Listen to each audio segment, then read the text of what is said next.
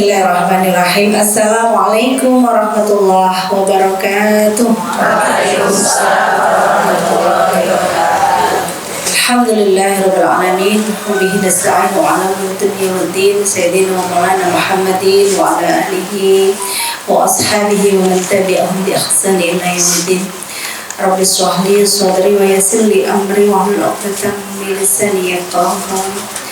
Raditu billahi rabba wa bil islami dina wa bi muhammadin nabiyya wa rasula. Rabbi zidna ilma warzuqna fahma bi rahmatika ya arhamar rahimin. Qala Rasulullah sallallahu alaihi wasallam, afdhalun nisa ahlul jannah. Ada 4 wanita yang mulia yang ahli surga. Siapa dia? Yang pertama adalah Khadijah bintu Khuwailid. Yang pertama adalah Khadijah, putri dari Khuwailid. Yang kedua adalah Fatimah bintu Rasulullah sallallahu alaihi wasallam. Yang ketiga adalah Asiyah istri Fir'aun. Dan yang keempat adalah Maryam binti Imran. Ini hadis Rasulullah SAW yang sahih. Ibu rahimahullah, kalau kita belajar dari 4 orang ini, yang paling ringan tetapi yang paling mulia itu adalah Khadijah istri Rasulullah SAW yang pertama. Kalau yang lain ibu-ibu, ujiannya berat sekali. Mungkin umat Rasulullah seperti kita ini tidak akan sanggup memikul beban seperti beliau-beliau. Maka hari ini izinkan saya bercerita, saya berkisah tentang bagaimana Khadijah radhiyallahu anha. Mungkin ibu-ibu sudah sering mendengar, tentu ya Bu ya, sudah sering menyimak ceritanya Bu, sudah tahu bagaimana cerita awalnya, masa remajanya, masa sebelum dipersunting Rasulullah. Sudah pernah mendengarkan Bu? Ya, hari ini mudah-mudahan sedikit yang saya sampaikan bisa menjadi muhasabah buat kita. Bagaimana sih kita bisa menjadi Khadijah? Tantangan beliau dan tantangan kita hari ini kira-kira berat yang mana? Ya, persoalan yang beliau hadapi sebagai seorang istri, kira-kira berat yang mana seperti tantangan kita menjadi seorang istri? Ya, namun sebelumnya saya menyapa ibu-ibu dulu. Bagaimana kabar ibu-ibu? Alhamdulillah, luar biasa, tetap semangat, Allahu Akbar. Ibu-ibu pasti dari rumah jam 7 atau setengah 8 pasti ya. Ya, tadi saya aja ngebut gitu. Aduh, mudah-mudahan tidak telat ya Allah. Ternyata saya terlambat 10 menit. Ya biasa ya, masalah domestik ya. Ibu-ibu sih kayak gitu. Tapi ibu ini hebat loh. Domestik beres, suami beres, kerjaan beres. Mungkin ibu-ibu yang hari ini yang biasa punya pekerjaan rumah atau pekerjaan bisnis apapun pasti sudah dibereskan. Jadwalku ngaji ben Jumat jam 8. Dan saya lihat tadi ibu-ibu yang terlambat cuma sedikit. Terlambatnya pun bareng sama saya, Masya Allah. Saya jadi malu ya Bu ya. Baik, alhamdulillah, mudah-mudahan perjalanan kita dari rumah sampai di sini dihitung oleh Allah sebagai ibadah. Amin. Allahumma amin. Biar enak ya, Bib. Saya ini ketabrak tembok. Nggak kelihatan ibu yang cantik dan manis gitu ya. Aduh. Ya, alhamdulillah. Ibu rahimahullah, cerita dari awal ya. Siapa sih Khadijah? Ibu ada putri atau ada cucu yang namanya Khadijah Bu? Ada? Nggak ada, kenapa? Khadijah tuh koyo niki jenengane jadul gitu ya. Tapi Masya Allah, ini cerita ini saya yakin bisa menginspirasi kita semua.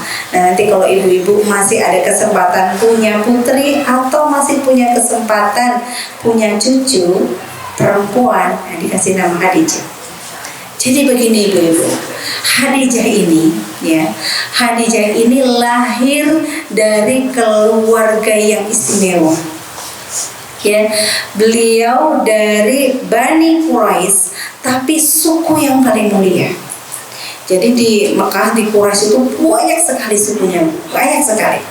Tetapi memang ya, Bani Sa'ad ini adalah Bani yang Khuwailid binti Sa'ad ya. Ini termasuk Bani yang terkenal, suku yang terkenal dan suku yang berpengaruh.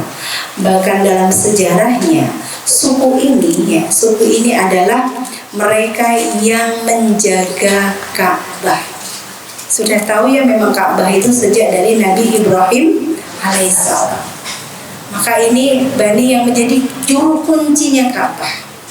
Termasuk Bani yang mulia, termasuk juga Bani yang ekonominya itu taraf ekonominya menengah ke atas. Jadi Khadijah ini lahir dari keluarga yang tidak biasa. Itu yang pertama. Yang kedua, ya, Khadijah ini lahir dijuluki wanita Thahirah, wanita suci. Kenapa ibu-ibu? Saya ceritakan. Di Mekah waktu itu, ya, di Mekah di masa jahiliyah. Jadi beliau ini lahir 15 tahun sebelum perang gajah. Kalau Rasulullah lahir di tahun gajah. Kalau Sayyidah Khadijah lahir 15 tahun sebelum perang gajah. Jadi usia beliau sama usia Rasulullah terpaut berapa, Bu? 15 tahun. Nah, beliau ini di waktu itu, Bu, di masa kehidupan budaya jahiliyah, pertama, wanita, kalau ada orang yang lahir wanita, itu bukannya bangga. Mungkin juga sekarang begitu ya, Bu ya. Aku ki pengennya lahirnya lanang, ben iso jadi penerus, ben iso golek duit. Ya lahirnya itu, ya wis lah podo wae. Kan gitu ya, kayaknya terpaksa gitu ya. Zaman dulu juga begitu. Zaman dulu kalau lahir perempuan itu kelas kedua. Kenapa? Karena perempuan itu hanya objek yang dilecehkan. Itu. Tetapi beda dengan Khadijah. Khadijah ini lahir dari seorang ibu namanya Fatimah. Ibundanya namanya Fatimah. Kalau ayahnya namanya Khuwailid, maka terkenalnya Khadijah bintu Khuwailid.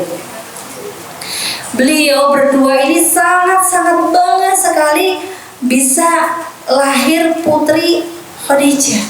Tidak seperti orang tua yang lain, bangga sekali. Beliau ini, Khadijah bayi ini, masih bayi sudah kelihatan cantiknya, cantik sekali. Dan entah kenapa beliau berdua, orang tuanya itu merasa bangga sekali. Khadijah dirawat, dididik dengan baik, disayangi sepenuh hati, hingga Khadijah tumbuh menjadi orang yang cerdas.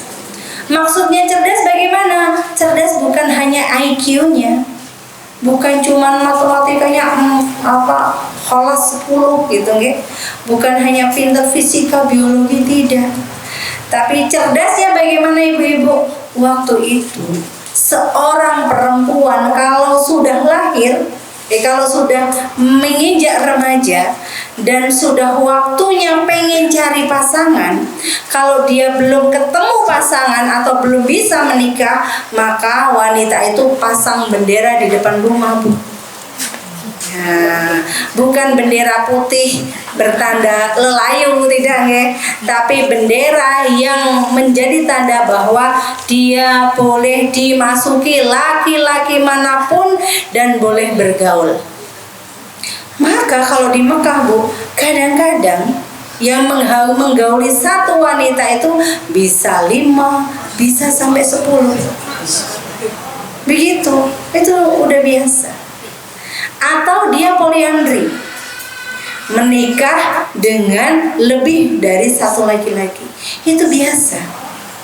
Nah, nanti kalau hamil bagaimana? Kalau hamil akhirnya mengundang kalau sekarang ahli ya, kalau sekarang ada tes DNA gitu. Kalau dulu belum ada tes DNA. Kalau dulu itu kira-kira kulitnya mirip Pak Slamet, atau Pak Joko, atau Pak Eko gitu. Kira-kira irungnya bangire persis Pak Joko, Pak Eko, Pak Slamet gitu. Kalau dia kemiripannya itu lebih cenderung kepada Pak Joko, nah nikahnya sama Pak Joko. Itu. Dan Pak Joko nggak boleh menolak. Serendah itu wanita di zaman jahiliyah. Kira-kira jahiliyahnya sekarang ada nggak, Bu? Ada. Banyak. Ya. Nanti saya cerita di belakang jahiliyahnya zaman sekarang kayak apa. Nah, tapi Khadijah tidak melakukan hal itu. Makanya Khadijah disebut wanita yang suci, karena beliau tidak melakukan itu. Beliau tahu bahwa itu adalah perbuatan yang hina, perbuatan yang melecehkan dia sebagai seorang perempuan. Tidak pernah melakukan itu. Cerdas yang kedua, Khadijah tidak pernah menyembah berhala. Masya Allah. Lalu Khadijah menyembah apa? Khadijah beribadah kepada Allah dengan ajaran Nabi Ibrahim alaihissalam. Karena waktu itu belum ada Nabi Muhammad SAW. Jadi orang-orang Mekah masih banyak menyembah Allah dengan tata cara Nabi Ibrahim. Nah, kalau orang-orang Mekah yang menyembah berhala, sebenarnya berhala ini budaya, Bu. Budaya yang dibawa oleh seorang dermawan dari Mekah, yang beliau ini si orang dermawan ini melakukan perjalanan jauh di Syam di negara Palestina pada saat itu, ini Palestina yang jauh dari sekarang ya, Bung ya. Jauh waktu itu sudah ditinggal para nabinya. Mereka ini menyembah berhala, Bu. Menyembah berhala. Lalu si orang ini pulang dari Syam ke Madinah, ke Mekah dengan membawa Lata, Uzza, Manat, Hubal. Nah, ini siapa dia? Patung. Patung ini ditempatkan di tempat-tempat terpenting, lalu dikasih tahu, ini loh di Syam, negara para nabi sana, negeri para nabi pada nyembah ini, ayo kita nyembah ini. Gitu. Jadi sesembahan mereka berhala yang diimani Allah, aturannya ngarang sendiri. Ya, yang diimani Allah tapi nyembahnya berhala, aturannya bukan dari aturan Allah, tapi aturan yang dibuat oleh mereka sendiri. Kira-kira sama nggak sama sekarang? Ya, ngakunya Islam, tapi nggak taat sama Islam, nyembahnya materi, ya sama. Kalau dulu berhala, tapi Khadijah tidak. Khadijah nggak mau nyembah berhala, bahkan Khadijah tidak mau mengikuti budaya-budaya sesembahan, karena budaya di sana itu nggak cuma nyembah begini, Bu. Budaya di sana itu kalau wanita keliling Ka'bah itu telanjang, rambutnya terurai di depan biar nutupi teteknya. Nah, begitu. Kira-kira ibadah mau apa ya? Nah, kira-kira yang lihat bagaimana, Bu? Padahal ibu-ibu tahu kan ya, orang wanita-wanita di Timur Tengah kayak gimana, Bu? Gede, besar, begitu itu mereka telanjang. Lalu mereka juga melakukan persembahan, nyembelih kambing, ya, dagingnya untuk persembahan, terus darahnya diminum. Itu jahiliyahnya zaman dulu seperti itu. Maka Khadijah tidak melakukannya. Ya, makanya Khadijah dikasih gelar Thahirah, orang yang suci. Bahkan Khadijah tidak melakukan kejahatan-kejahatan, Bu. Kayak orang lain biasa memperlakukan budak dengan semena-mena, tapi Khadijah walaupun dia punya budak, itu menyayangi budaknya.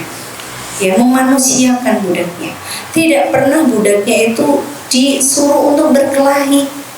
Kan kalau dulu budak kelahi gitu ya, terus taruhan, nanti yang menang, nah yang menang maka yang menikmati yang punya budak.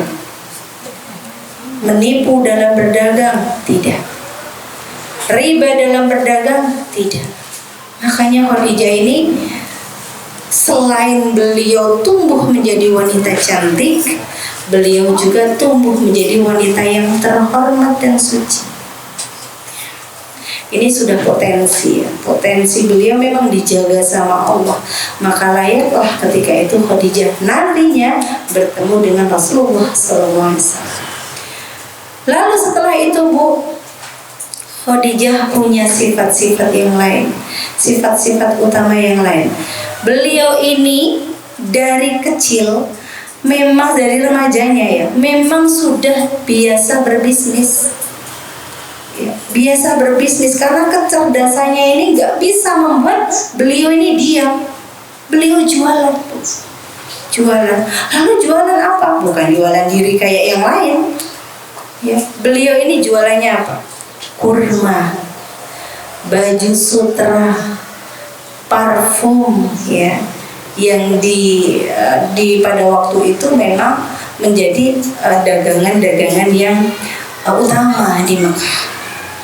Sampai nanti Khadijah sebelum bertemu Rasulullah ini, Khadijah menjadi saudagar paling kaya. Khadijah juga punya bibit-bibit baik Bu. Apa itu? Beliau ketika punya harta beliau itu, kalau kita belum ada yang nyamai ya, beliau itu koleksi kudanya banyak, koleksi untanya banyak, koleksi emas peraknya banyak. Kalau kita kira-kira punya berapa gram Bu? Ya taruhlah ibu ini punya banyak ya. Tapi kalau beliau, karena beliau ini pengusaha emas, beliau sudah punya yang namanya koleksi itu. Mungkin punya toko emas gitu ya Bu. Tapi apakah beliau ini seperti Qarun yang numpuk harta? Tidak. Beliau tidak suka numpuk harta. Keuntungan dari dagangannya, pertama, beliau ini orang yang dermawan. Siapa yang punya utang, beliau bantu. Siapa yang butuh modal, beliau bantu tanpa ditarik ribanya. Siapa yang sakit, beliau bantu. Lalu beliau suka berinvestasi. Jadi salah satu orang yang cerdas itu ketika punya harta itu enggak terpendam di rumah, enggak cuma numpuk di rumah, tapi diinvestasikan dalam bentuk usaha. Beliau buka usaha lagi. Dengan beliau banyak usaha, kelilingnya itu bahagia. Yang tadinya nganggur, jadi karyawannya. Yang tadinya nganggur, ikut menjualkan dagangannya.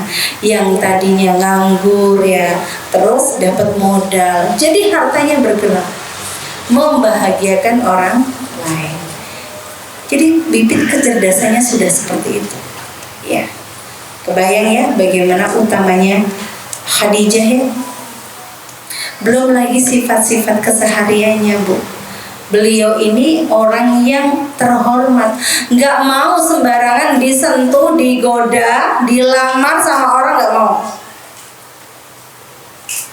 Nggak cuman mahal harganya, tapi juga istimewa. Jangan dong, ini mahal harganya, memang dijual? Enggak, beliau nggak menjual diri. Beliau betul-betul menjaga kesucian. Nah, enak nggak Bu jadi Khadijah? Mulia nggak Bu jadi Khadijah? Mulia, tapi nggak cukup itu. Ternyata beliau diuji sama Allah. Nah ini mulai badai ujian datang. Ketika itu ya, kurang lebih beliau usia 25 tahun, beliau ditinggal ibunya tersayang. Padahal ibunya ini tempat curhat, tempat melindungi, diambil oleh Allah. Setelah itu 10 tahun kemudian ayahnya dipanggil oleh Allah. Bayangkan, di saat beliau ya menjadi pengusaha mandiri. Beliau ditinggal yang biasanya itu tempat curhatnya sitik-sitik Pak, sitik-sitik Bu, ayah, ibu, tahu-tahu ayah dan ibunya tiada. Lalu beliau dipertemukan oleh Allah dengan suami pertama namanya Atik. Qadarullah ya, bukan Mbak Atik ya. Qadarullah, dengan suami yang pertama ini tidak berumur panjang. Tidak berumur panjang. Beliau saat melahirkan putra yang pertama yaitu Abdullah, tidak selang begitu lama suaminya diambil oleh Allah. Saya bukakan PPT. Ini saya sebenarnya pakai PPT tapi kalau di sini nggak ada ya. Tidak apa-apa. Lalu beliau menikah yang kedua. Menikah yang kedua dengan Abu Halah. Qadarullah, dengan Abu Halah diberikan 3 putra. Juga Abu Halah tidak berumur panjang, meninggal. Jadilah beliau janda dengan anak 4. Cuma dalam sejarah ya tidak disampaikan bahwa empat putra ini umur panjang, umurnya tidak panjang. Maka di dalam sepanjang sejarah saya beberapa membuka buku sejarah, memang ketika menikah sama Rasulullah SAW itu beliau itu betul-betul janda. Ketika beliau Rasulullah SAW itu mengislamkan keluarga kecilnya di dalam rumahnya, memang tidak ada disebut satupun disebut di situ ada anak-anak dari Khadijah. Jadi kemungkinan besar anak-anak Khadijah yang 4 ini pun tidak berumur panjang. Galau Bu. Gimana kalau ibu-ibu? Sudahlah nggak ada ibu, nggak ada bapak, menikah, meninggal, menikah lagi, meninggal lagi. Di tempat saya tuh ada yang seperti itu Bu. Suami pertama meninggal, terus suami kedua itu adiknya suami menikahi beliau. Iya, turun aja apa naik aja ya, turun aja ya. Meninggal lagi. Ya kadang-kadang orang kalau sudah seperti itu, jangan-jangan aku ini bawa sial itu ya. Siapa yang deket aku masih meninggal. Itu kan membuat stres tersendiri, membuat depresi tersendiri ya Bu ya. Kalau tidak punya iman. Kalau punya iman, ya memang semua takdirnya Allah. Begitulah rencana Allah ya Bu ya. Kadang-kadang kita dikasih umur panjang, kadang-kadang dikasih umur pendek, kadang-kadang yang sakit dirawat yang sehat, yang sehat meninggal duluan. Ya memang begitulah hidup ya Bu ya. Itulah takdir. Ajal itu takdir. Idza jaa ajaluhum la yastakhiruna sa'atan wa la yastaqdimun. Kalau sudah datang jatahnya ajal, maka orang itu nggak bisa mengulur-ulur, juga tidak bisa mempercepat. Nah kira-kira kita siapa dulu Bu? Ibu dulu, lalu saya, atau saya belakangan ibu duluan? Sama aja ya. Ya, intermezzo. Baik, setelah beliau ini ditinggal orang-orang terkasih, beliau menjadi janda sendirian. Beliau tidak patah semangat, tidak patah arang Bu. Inilah kehebatan beliau. Mudah-mudahan kita bisa meniru ya. Karena Bu, ditinggal orang ya tercinta itu sebuah keniscayaan, sebuah kepastian. Ibu-ibu sekarang cinta banget sama suami, yakin deh kita akan berpisah. Mau cintanya kayak apa, pasti akan berpisah. Entah suami dulu atau kita dulu, betul tidak? Ibu-ibu sekarang cintanya kayak apa sama anak-anak, pasti terpisah Bu. Entah anak-anak dulu atau kita dulu, betul tidak Bu? tidak sedikit ibu-ibu yang ditinggal duluan sama putra-putrinya. Gini kompeten. Maka disitulah nanti kita akan merasakan betapa sedihnya ditinggal orang-orang tercinta. Maka mudah-mudahan kita belajar dari Khadijah. Beliau tahu, beliau paham bahwa itu adalah sebuah takdir. Ya, walaupun nggak mudah ya.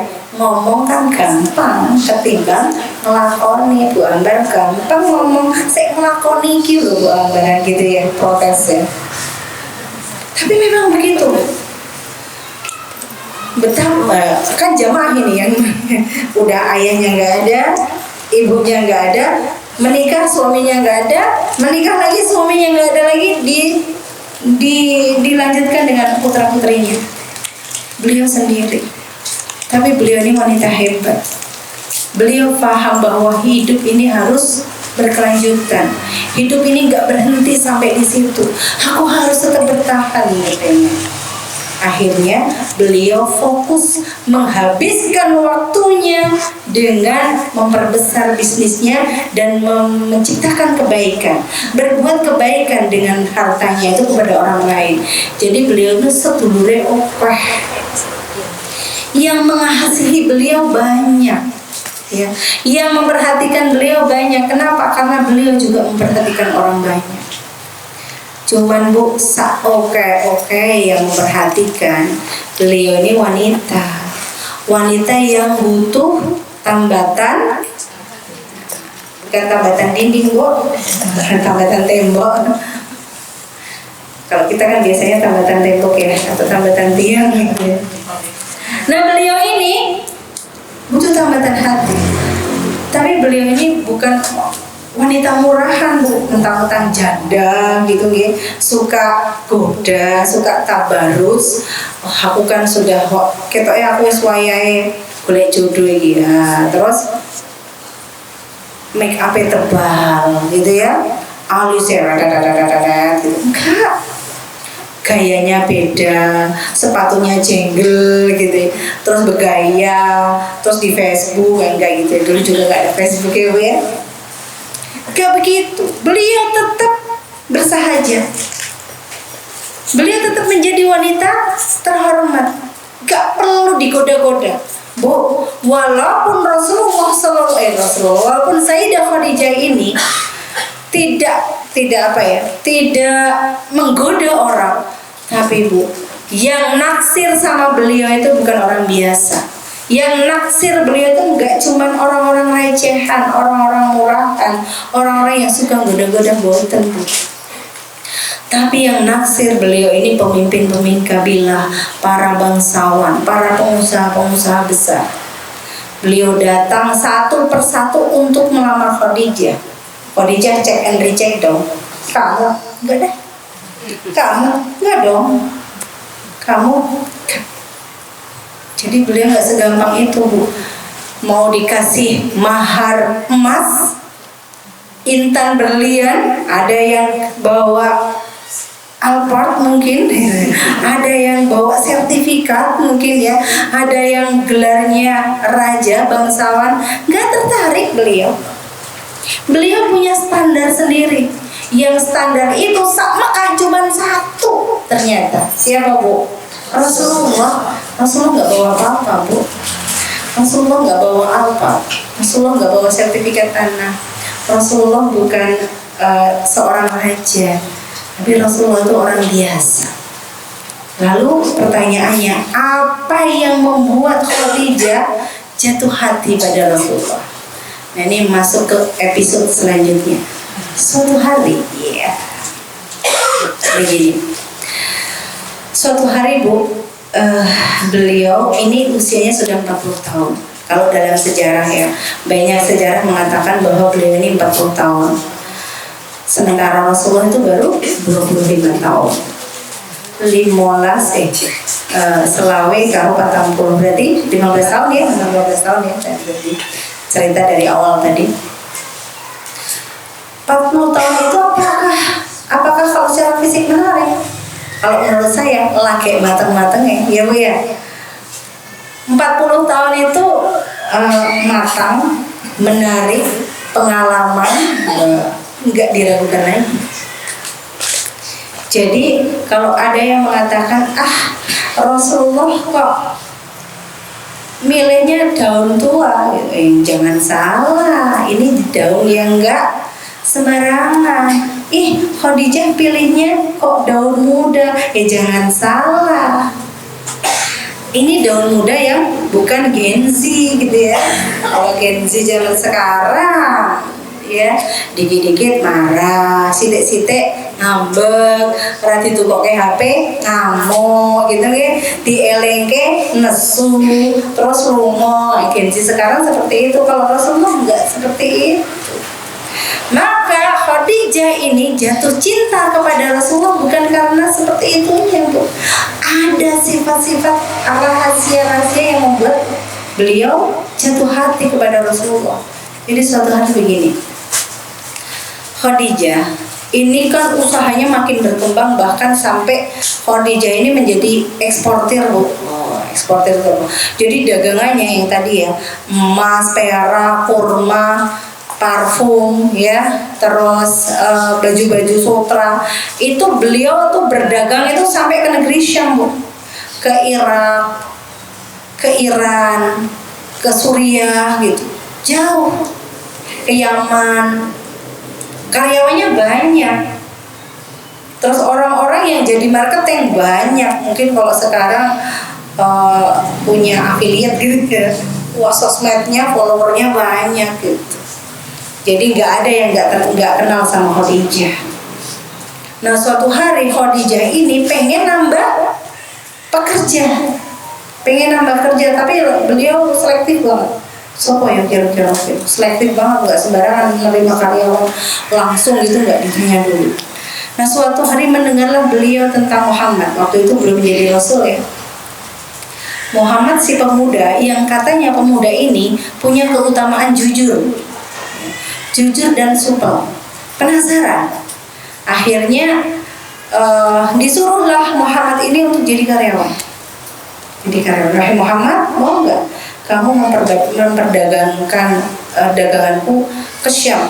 Muhammad kan pernah ya waktu kecil diajak pamannya Abu Thalib ke Syam, tapi belum sampai ke Syam Nabi Muhammad disuruh pulang oleh para rahib.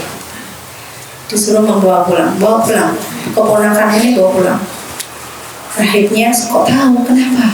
Karena ini besok calon nabi, bawa pulang. Kalau nggak bawa pulang nggak aman, di sini banyak yang akan bunuh. Gitu. Kok tahu? Kan masih kecil. Iya, tanda-tanda fisik dari seorang nabi itu kelihatan. Kok tahu tanda-tanda fisiknya? Iya, karena di kitab Injil, kitab Taurat sudah tertulis ciri-ciri fisiknya seperti apa, ada tanda-tanda mukjizat itu sudah kelihatan. Jadi setiap Rasul jalan itu awan selalu menaungi. Ketika Rasulullah berteduh, itu ranting-ranting itu pada mingkop gini, Bu, ngiyupin Rasulullah gitu. Makanya para rahib, para pendeta waktu itu udah tahu, oh ini calon nabi, suruh bawa. Jadi nggak sampai Syam, tapi minimal Rasulullah sudah pernah punya pengalaman perjalanan ke Syam. Maka waktu itu langsung diiyakan, baik bos, saya mau. Bener Bu, berjalanlah dia. Tapi Khadijah ini pengen tahu, bener nggak sih ini orang jujur? Keke mengaku sih. Walaupun sebenarnya tahun 25 tahun Rasulullah ini sudah terkenal al-aminnya. 25 tahun itu beliau tuh sudah memimpin Mekah, Bu, Rasulullah itu. Kok iso? Iya. Waktu itu Ka'bah mau direnovasi, mereka rapat semua. Mereka takut memutuskan merenovasi Ka'bah, takut kena laknat Allah kalau merobohkan Ka'bah dulu lalu direnovasi. Nunggu keputusan Muhammad. Bayangkan, Muhammad masih muda belia, masih 25 tahun, sudah ditunggu oleh semua untuk memutuskan, Muhammad boleh nggak kami merenovasi. Waktu itu sudah seperti itu, karena Muhammad ini terkenal jujur, baik, nggak ada satupun orang Mekah yang nggak percaya. Nah, Khadijah penasaran. Oke. Lalu Khadijah nyuruh temannya, budaknya, namanya Maisarah. Jangan salah, Maisarah ini laki-laki ya, bukan perempuan. Maisarah, ceritakan Dani, tolong ya dimata-matai. Nanti pokoknya dilaporke apapun yang dilakukan Muhammad, lapor ke aku. Aku penasaran. Kaya mau potong Muhammad ki sakjane itu udah mulai tumbuh-tumbuh benih-benih asmara, Bu. Soalnya sudah dengar Muhammad ini Al-Amin. Nah ini aku nek memang bangsawan skip. Aku kalau cuman orang kaya skip, pengusaha skip. Aku pengen orang yang jujur. Nah sakjane sudah ada benih-benih asmara. Ternyata benar, Bu. Pulang dari Syam, lapor sama Khadijah, bos lapor ini hasilnya. Khadijah terbelalak, Bu. Hasilnya itu banyak sekali dan semua dagangannya menjadi uang. Penasaran seperti apa? Iya. Jadi beliau itu bawa dagangan, dijual semua ke Syam. Setelah jadi duit, kulaan meneh. Setelah kulaan dijual di Mekah, entek. Makanya keuntungannya 2 kali lipat. Lalu penasaran dong, gimana sih kok dia bisa seperti ini? Karena sungkan sama Muhammad, yaitu karena sudah ada benih-benih asmara tadi. Boten terus nyedai, mepet, WhatsApp gitu boten ya. Langsung japri, hai gitu boten nih. Nah itu zaman now. Kalau zaman Khadijah boten. Zaman Khadijah tanyanya ke Maisarah. Maisarah, kok iso Muhammad ki untungnya gede banget ini kayak apa? Kalau cerita nih, nah akhirnya Muhammad cerita, Maisarah cerita. Muhammad niku nek ngendikan jujur, boten enten dagangan sing disimpan-simpan, sing dirahasiakan.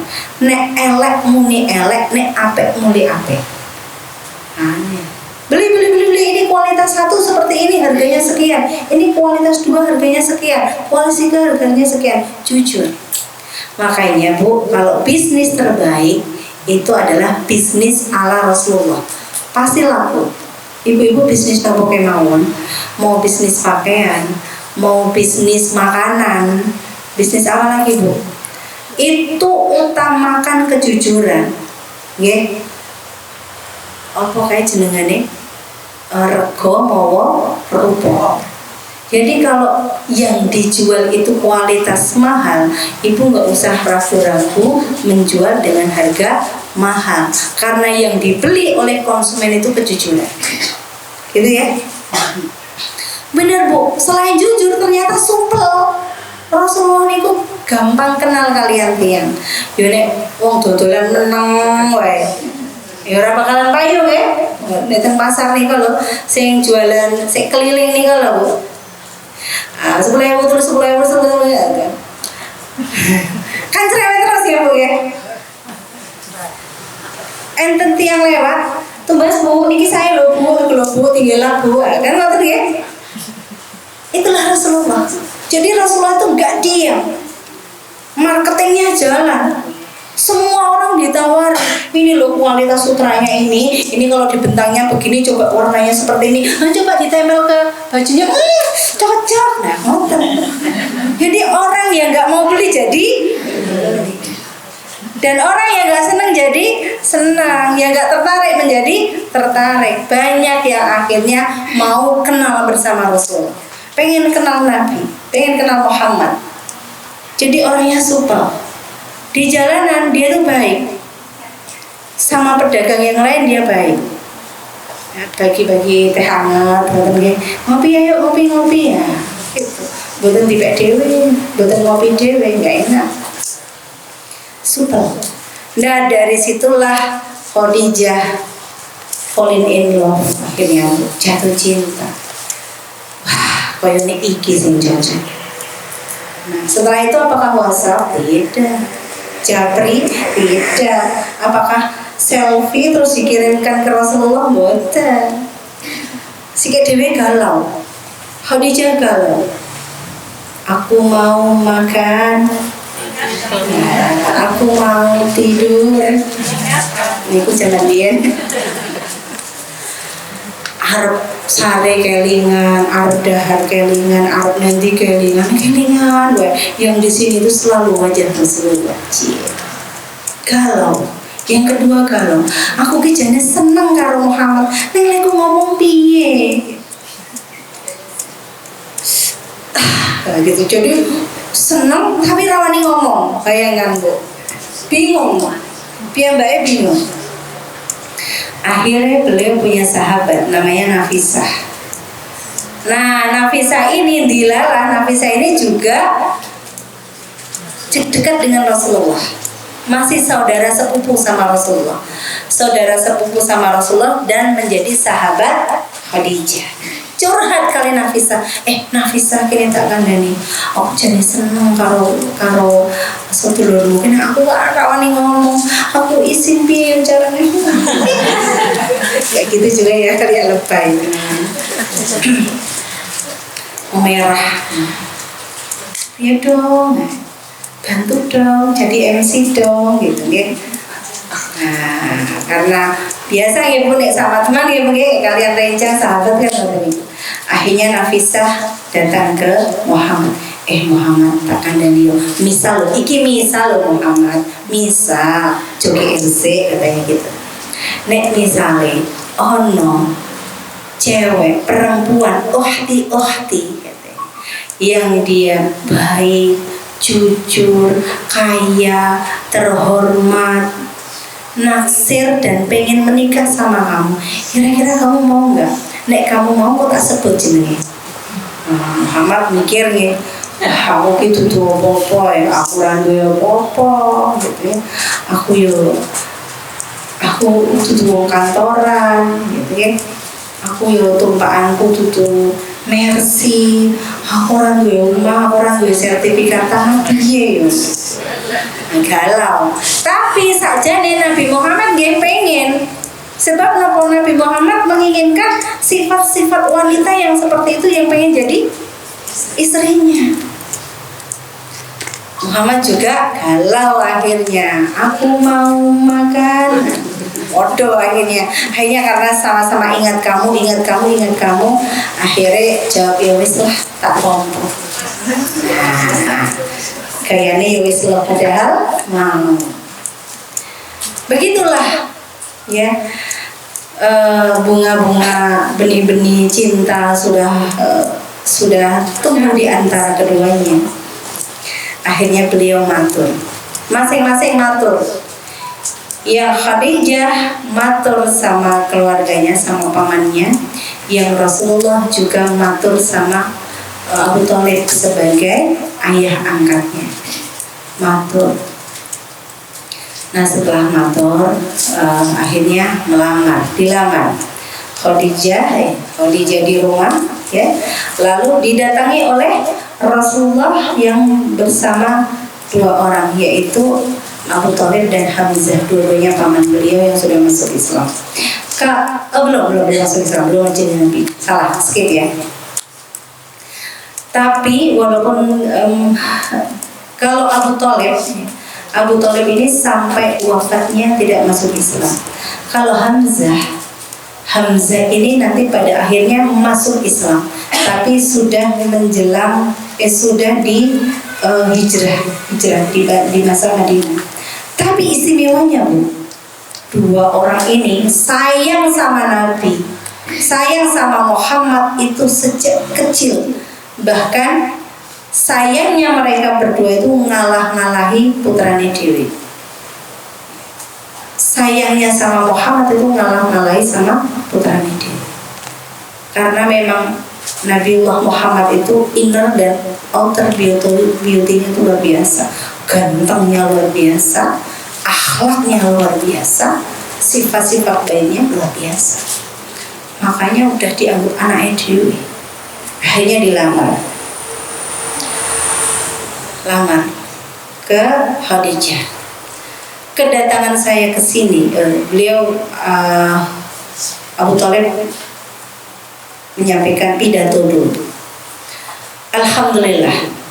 Kenapa bisa bilang alhamdulillah? Karena semua orang tuh mengucapkan Allah di Mekah waktu itu, walaupun belum ada Rasulullah Muhammad SAW. Tapi semua mengucapkan Allah, yakin kepada Allah karena ajaran Nabi Ibrahim alaihissalam.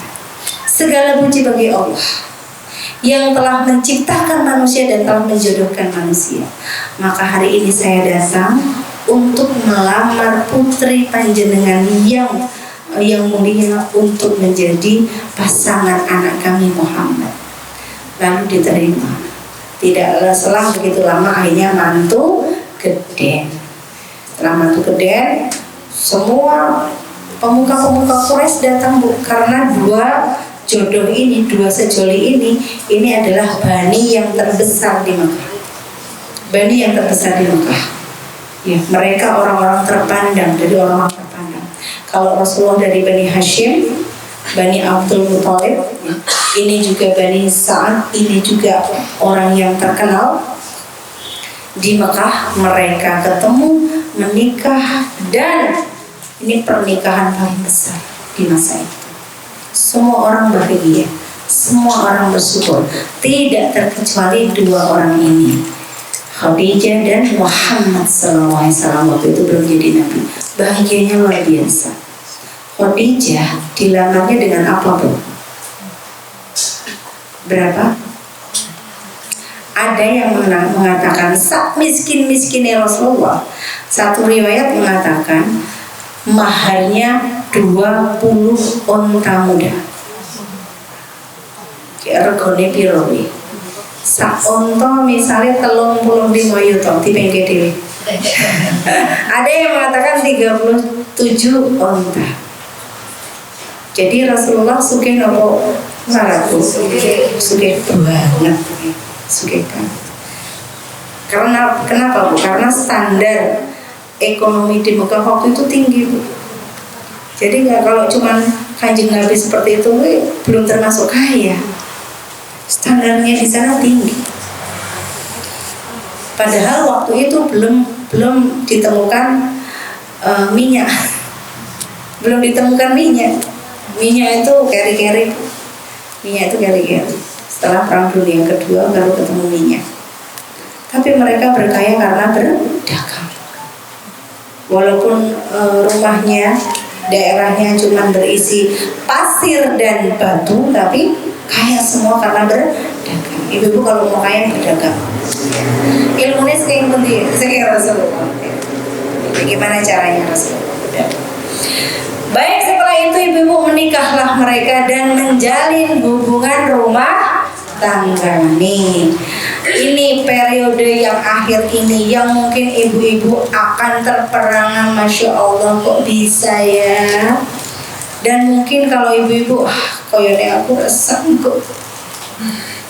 Ibu-ibu, kedua sejoli ini, Bu, Masya Allah, baik itu Khadijah yang membawa bibit keturunan baik dan sifat yang baik, apalagi Rasulullah yang satu cerdas dan punya gelar Khahirah, yang satu gelarnya Al-Amin. Makanya ini menjadi garis merah kita ya, kesimpulan bahwa yang menjadikan mulia kita itu bukan harta, yang menjadikan orang menilai kita baik itu bukan harta, tetapi apa? Sifat-sifat tadi. Sifat-sifat yang melekat tadi. Karena dua-duanya itu melekat sifat-sifat baik ya. Mereka tuh saling melindungi, saling menyayangi, saling pengertian, saling mengasihi. Ibu-ibu jangan bayangkan 25 tahun kalau 30 tahun kok iso yo. Jangan begitu, Bu, bayangannya, Bu. 40 tahun dengan posisi Khadijah, siapa yang gak tertarik? Beliau juga cantik, siapa yang gak tertarik? Makanya jangan heran dalam jangka waktu 10 tahun, tidak sampai 10 tahun bahkan, karena hijrahnya Nabi itu nanti 10 tahun setelah di Mekah, periode Mekah. Ya kurang lebih ya. Rasulullah usia 25. Lalu Rasulullah diangkat menjadi nabi usia 40. Lalu setelah menjadi nabi 10 tahun kemudian Rasulullah hijrah ke Madinah. Hanya selama itu, ya kurang lebih 25 tahun mereka menikah, mendapatkan keturunan berapa, Bu? 6. Yang 2 laki-laki tidak berumur panjang, yang 4 perempuan berumur panjang.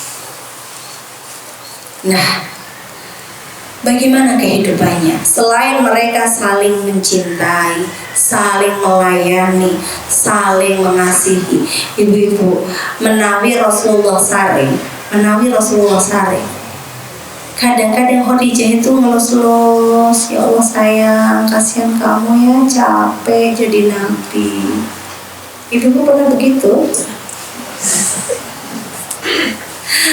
Kalau waktu itu suaminya, Bu, demam, menggigil, panik, pucat pasti karena menerima wahyu yang pertama. Yang disebut siapa? Khadijah, tolong selimuti aku, tolong peluk aku, Khadijah. Jadi Bu, istri yang disayang itu adalah istri yang setiap kali hadir dan diucapkan oleh suaminya. Dipanggillah Khadijah, peluk aku Khadijah, ya Allah, selimuti aku Khadijah. Lalu diselimuti. Tapi Khadijah nggak langsung, enten apa, coba cerita. Nggak kayak gitu, Bu. Khadijah itu menenangkan dulu sampai Kanjeng Nabi sare, sampai Rasulullah bisa tidur, dielus-elus, diselimuti, dipeluk sampai tidur. Setelah tidur baru bangun, baru ditanya, enten apa toh ya? Ada apa sih ayam? Sampai di pangku loh. Rasulullah sampai di pangku, lalu diceritakan, aku tadi ketemu sosok yang besar sekali. Aku takut, aku tidak sanggup melihatnya, wahai Khadijah. Aku belum pernah melihat sosok ini, cahayanya sampai aku nggak sanggup melihatnya. Besarnya, sayapnya tuh dari ufuk barat sampai ufuk timur. Siapa dia? Aku takut, Khadijah. Akhirnya Khadijah pergi ke rumah pamannya, Waraqah bin Naufal. Karena Waraqah bin Naufal ini ahli dalam dalam agama Nasrani, dan beliau ahli dalam kitab Ibrani, kitabnya orang Yahudi. Maka pamannya langsung ngendikan, Khadijah, garwamu kuwi nabi, saiki diangkat nabi, kok saged nggih? Sebab nopo? Sebab yang datang menemui suamimu itu adalah malaikat Jibril yang persis mendatangi Nabi Musa dan Nabi Daud alaihissalam. Gitu. Nah, dari situ taulah bahwa suaminya itu adalah nabi yang dijanjikan oleh Allah. Itulah Bu kasih sayang. Setelah jadi nabi bagaimana kasih sayang Khadijah? Lebih-lebih Bu. Khadijah itu nggak perlu mikir untuk beriman pada suaminya. Nggak perlu mikir, nggak perlu dirayu-rayu. Khadijah, aku kan nabi, iman karo aku loh, nek ra manut karo aku awas. Nggak perlu digitukan, Bu. Orang nggak ngayu, mau sesuatu. Aku bisa sibuk, masuk kon melu ibadah. Nggak kayak gitu, Bu. Khadijah nggak perlu mikir, karena yang ngomong adalah suaminya, yang ngomong adalah seorang nabi, langsung syahadat, Bu. Langsung percaya tanpa perlu mikir. Makanya Khadijah waktu itu suatu hari malaikat Jibril datang.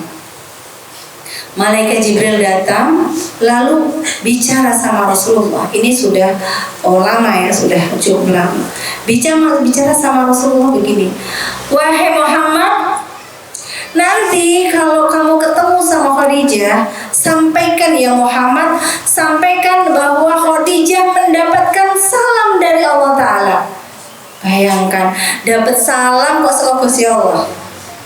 Kalau kita dapat salam dari teman lama harus senengnya kayak orang bapak, seneng banget. pikantuk salam saking sederek sing mboten ndonga kepanggih. Remen apa remen? Seneng. Ini dapat salam dari Allah Ta'ala. Gak cukup itu, sampaikan juga bahwa Khadijah mendapatkan salam dariku. Kata Jibril begitu. Dan sampaikan Muhammad bahwa Khadijah sudah dijanjikan di surganya Allah dan besok akan dibangunkan rumah dari emas dan perak sebagai ganti atas keimanan, dan beliau menemani Nabi dengan sangat setia.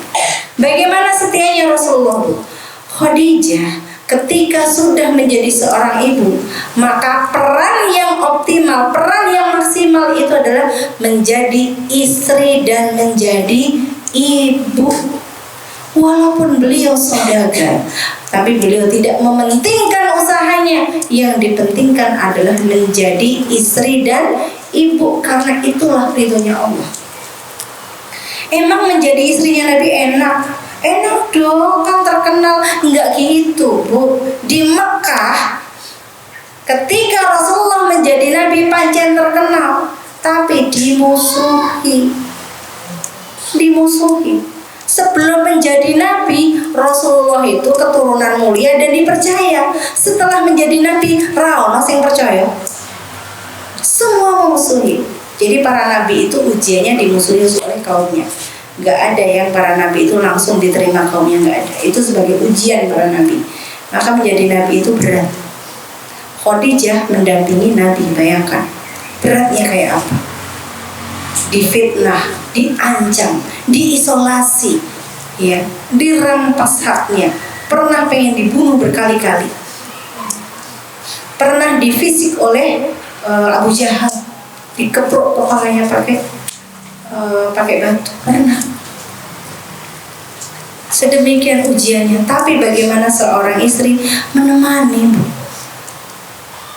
Jadi kalau kita sudah berkomitmen menikah, ya kan, menikah itu namanya misaqun ghalizan, ya, ikatan yang agung. Maka apapun yang terjadi pada suami kita, kan kita mau nggak mau menerima, bukan terpaksa. Ibu kalau yang hari ini terpaksa, tolong sepahit apapun, Bu, cari lillah, ya. Sepahit apapun cari ridhonya Allah. Aku menemani kamu saja, aku serasa senang. Tapi demi dapat ridhonya Allah, aku akan berusaha mencari positifnya, begitu.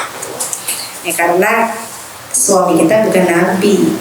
Kalau Nabi itu nggak ada negatifnya, semua positif. Tapi seperti itu ujian ditemani oleh Khadijah. Khadijah setia.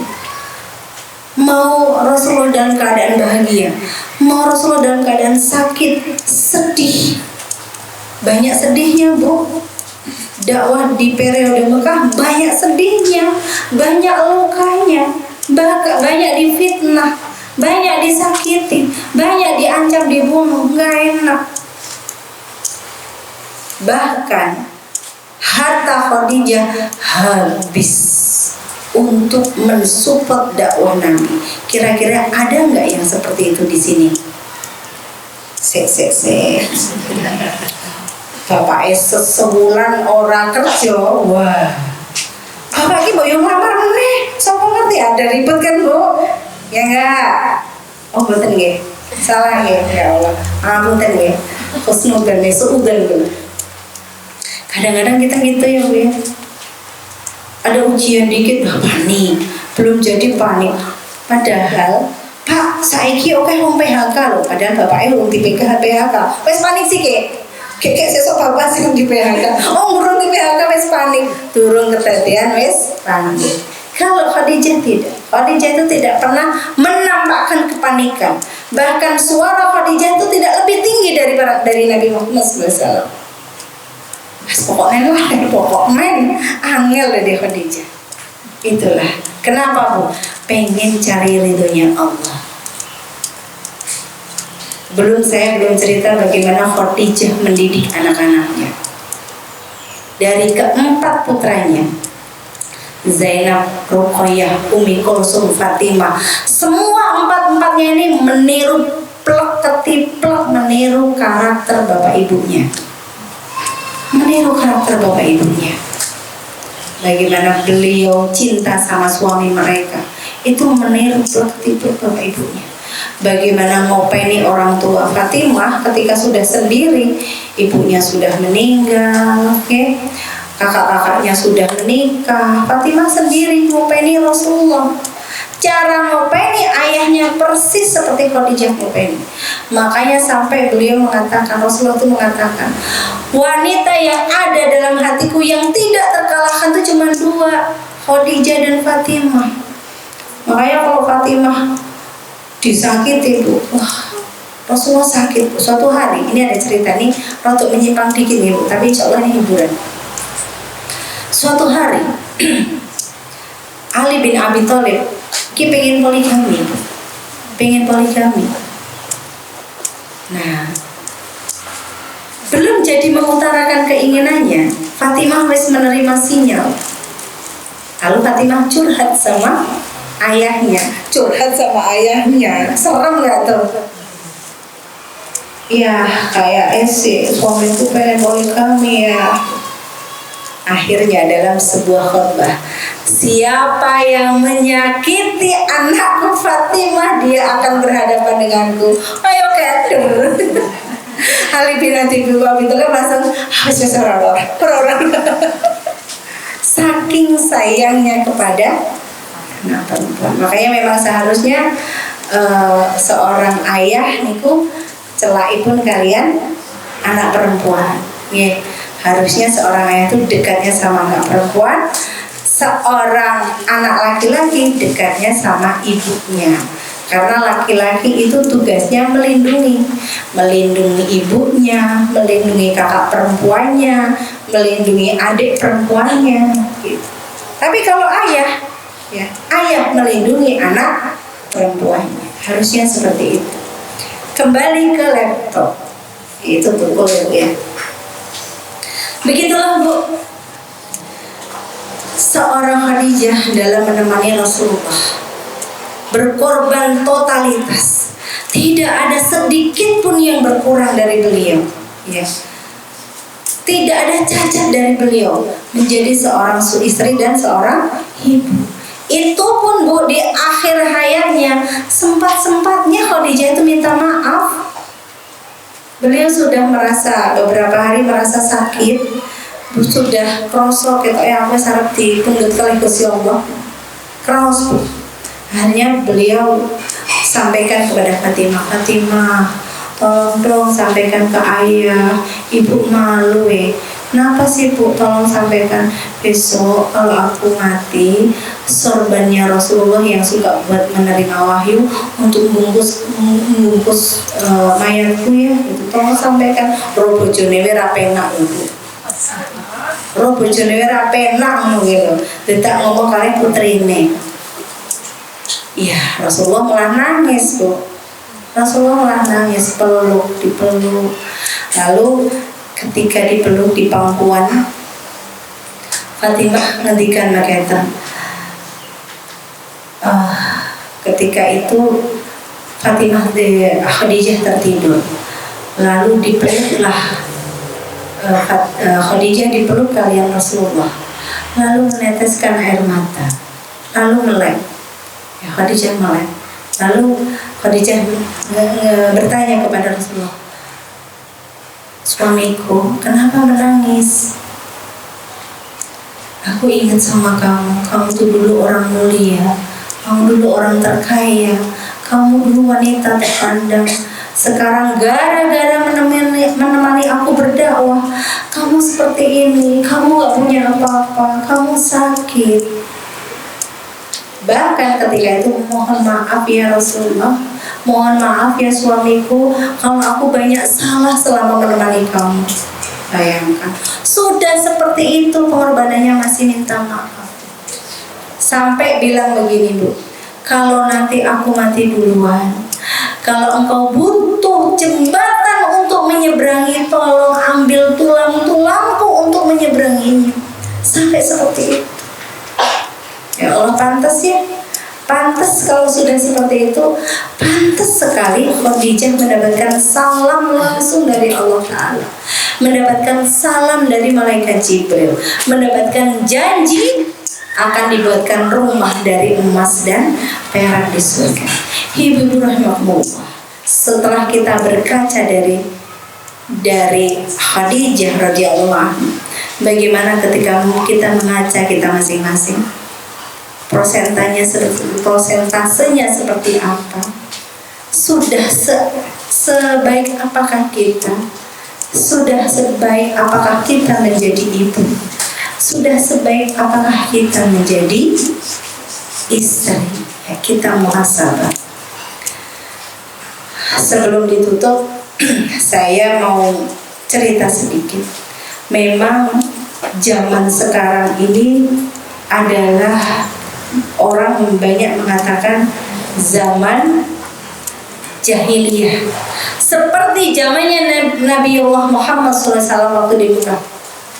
Zaman jahiliyah, banyak wanita yang nakal, banyak wanita yang standarnya itu baik buruk, standarnya itu karena penampilan, karena skincare, karena tumpaan, mungkin begitu ya. Mobilnya apa, kerja di mana, gajinya berapa, merek tasnya apa. Jadi orang sekarang, wanita sekarang itu memang standarnya materi. Gak cukup seperti itu kadang-kadang.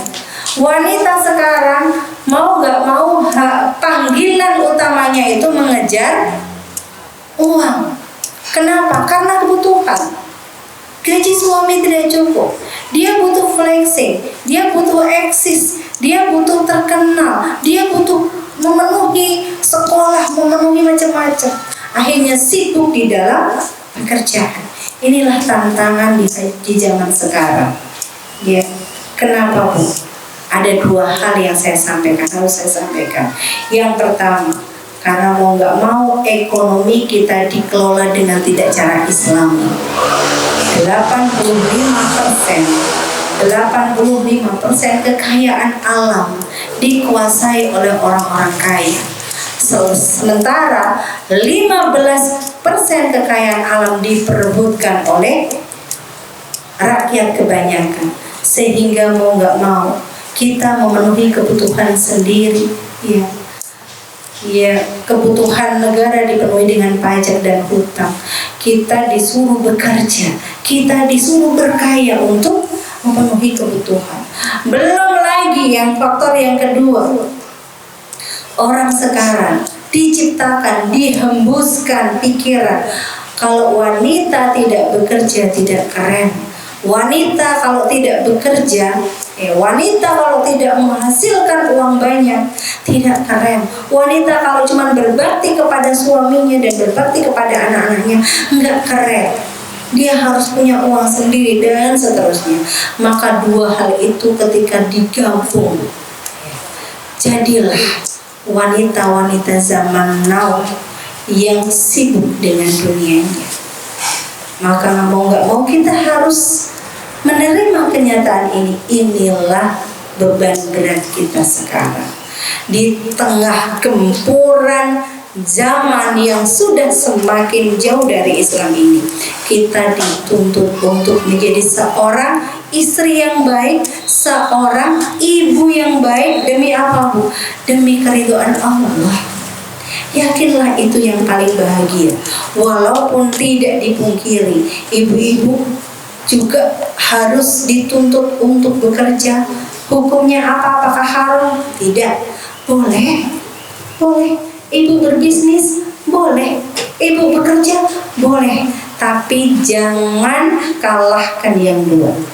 Menjadi warabatul bait, menjadi ibu dan manajer rumah tangga yang baik, menjadi ibu dan istri yang baik. Itu yang akan menjadi hujah di hadapan Allah Yesus. PR yang kedua, setelah kita sibuk menjadi ibu dan dan istri yang baik, maka yang kedua adalah Kita ini tugasnya sebagai seorang muslimah yang juga harus peduli dengan muslimah yang lain. Kita nggak ingin orang lain masuk neraka. Kita nggak ingin orang lain menjadi wanita zaman now yang tersesat. Maka selamatkan mereka, ajak mereka dalam kebaikan. Ya, tawassaw bil haq, tawassaw bis sabr. Ta'muruna bil ma'ruf wa tanhauna 'anil munkar. Ajak mereka ke dalam kebaikan. Apa yang pernah kita terima, informasi apapun dari kajian sini, ini kan kajian sudah lama ya Bu ya. Apapun yang terima dari kajian ini, sampaikan kepada mereka. Sampaikan kebaikan ini, sampaikan informasi ini kepada mereka, bahwa wahai wanita-wanita, kalian akan selamat, kalian akan mulia dengan keridhaan Allah Ta'ala. Begitu ya Ibu ya. Aku minkum, dari saya banyak salah, banyak kekurangan, mohon maaf. Assalamualaikum warahmatullahi wabarakatuh.